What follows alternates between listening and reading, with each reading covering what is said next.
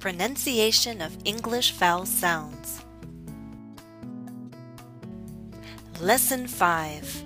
Diphthongs.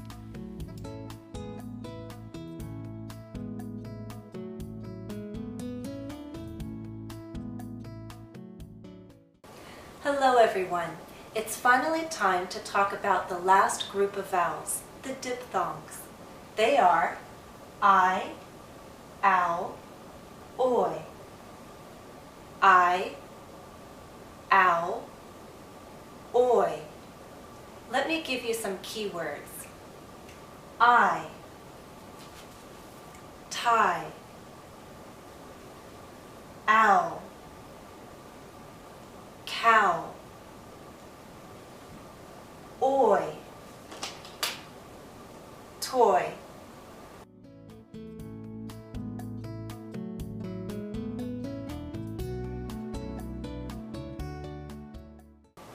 So what is a diphthong? If you've never heard this term before, think about the way it's written. Diphthong. It's spelled with D-I. Diphthong. Di means two. We're putting two sounds together. Two single or pure vowel sounds together. A single vowel is like E or I. You can see in the phonetic transcriptions for the diphthongs that there are two symbols and we're putting them together. What we need to do is move from the first sound to the second. The first sound is going to be louder and longer, and then we glide into the second. This description may sound familiar to you. We've actually done this kind of movement from one sound to another over here. O. In that sound, we also had a beginning and an ending sound, a movement from one sound to the other. But these are the three traditional diphthongs. The movement from one sound to another is more noticeable. It's less noticeable here and here, although you see that these sounds are also written with two symbols put together. Which two sounds are we putting together for each of our diphthongs? There are different explanations, and our explanations vary partly because our pronunciation varies. But in general, all teachers agree that for these traditional diphthongs, we're moving from a more open position to a more closed position. I will explain more in detail and more accurately, but just so you get an idea of what's happening, let me tell you at this point that I moves from here to here, generally. And for ow, we're moving from here to here, again, speaking generally. And for oi, we're moving from here to here, again, from a more open position to a more closed position. The first vowel sound being longer and louder, and then gliding into our second sound. Now let me take the time to explain how we produce each of the diphthongs. Our first diphthong is I. I, as in tie, tie. We're moving towards this sound, E. But where are we moving from? We need to start from a more open position, down here. I. Remember, the first sound is going to be louder and longer. We don't fully move into E with our lips fully spread, but we come close. Start in a more open position, and then glide into E. I.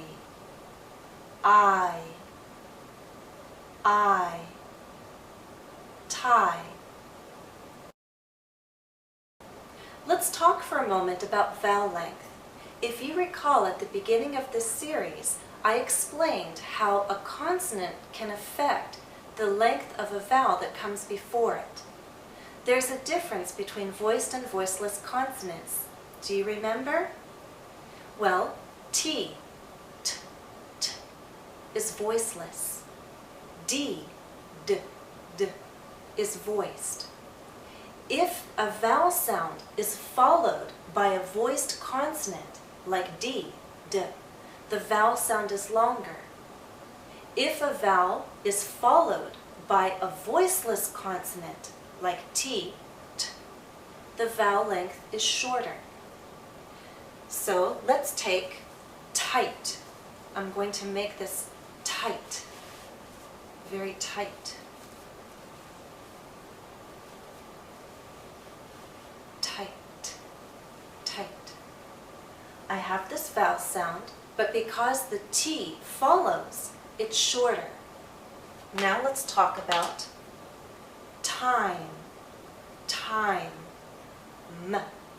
M is a voiced consonant, so the same sound now becomes longer. Because it's longer in the word time, you're going to see more movement in my mouth. There will be more noticeable movement from an open position to a closed position. Watch closely again. Tight, time. Tight, time. Do you hear the difference in length? And do you see the difference in movement? It may help you to know that there's a slight Y sound, y, that makes the glide possible, I. This long I sound is usually spelled with an I or IE, although there are other spellings. Let's first say this as an open sound. Tie, high. Now let's say it followed by a voiced consonant. Tide, hide. And finally, we'll follow it with a voiceless consonant. Tight, height.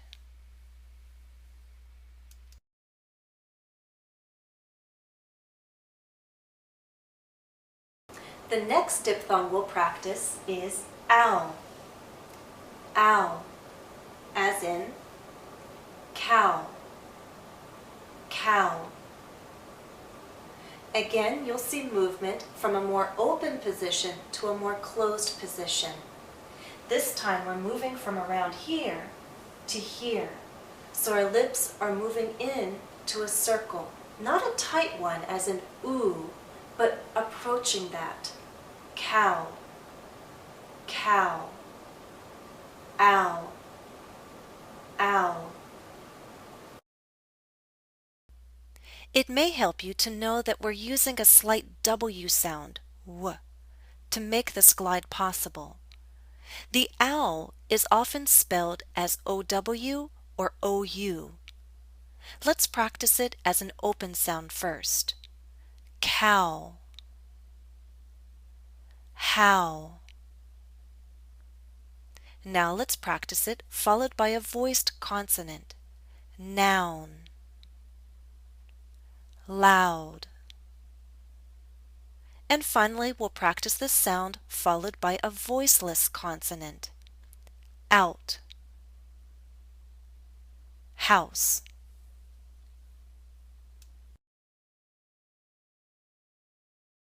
The last diphthong we'll practice is oi. Oi, as in toy. Toy. Oi. Once again, you'll see a more open position move into a more closed position. Oi. Oi. We're moving into E. Again, not a full spread, E, but close to that. Oi. Where are we starting? There's a lot of variation with diphthongs. You see this sound, but we're not really saying oi. Actually, I'd argue it's more around here. Oi. Oi. So more of a mid position to a high position. Oi. Oi. toy, toy, oi. It may help you to know that we're using a slight Y sound, y, to make this glide possible. Oi. The sound is written as OY or OI. Let's first practice oi as an open sound, as in toy, boy. And now let's follow this sound with a voiced consonant. Noise, join. And now we'll practice the sound followed by a voiceless consonant. Voice.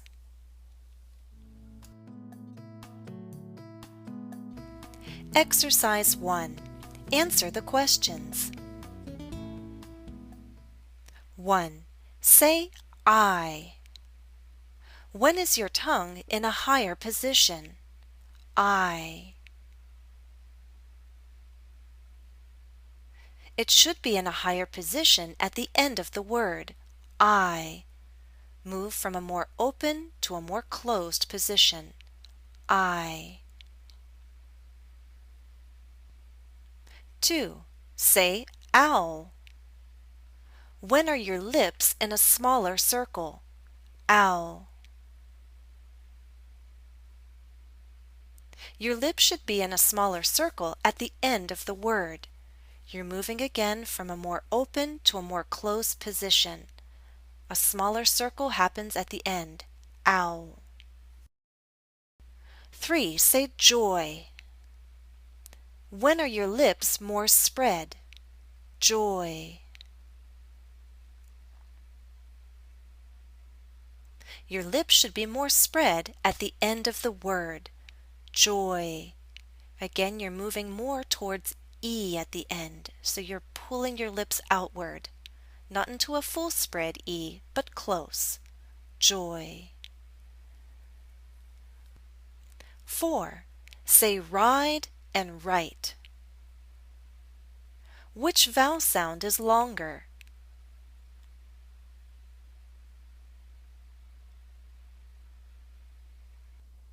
The I in ride should be longer because the D is a voiced consonant. Listen again. Ride, write. 5. Say my and might. Which vowel sound is longer? The Y in my is longer because it's an open sound. T is a voiceless consonant. My, might.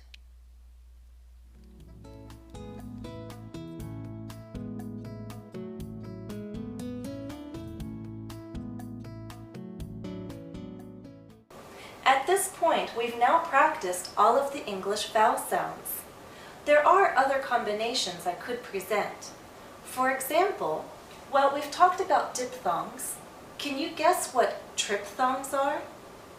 It's taking our traditional diphthongs and adding another sound, particularly this one, What if I do this? Ire. Ire. Ire is a triphthong, as in the word fire. Fire. Ire. How about owl? Hour. Hour. Hours. How many hours in a day? Hour. Hour. And our last triphthong, oyer. Oyer, as in employer. Who is your employer? Oyer. Oyer. So we can talk about diphthongs. We could also talk about triphthongs. Exercise 2. Listen and repeat. Let's practice ire, as in fire, liar. Now try the triphthong oyer, as in employer, and foyer. And finally the triphthong hour, as in the word hour. Now say power.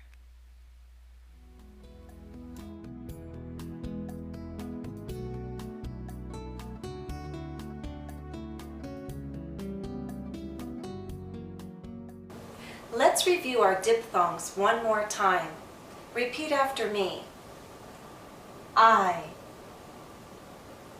ow,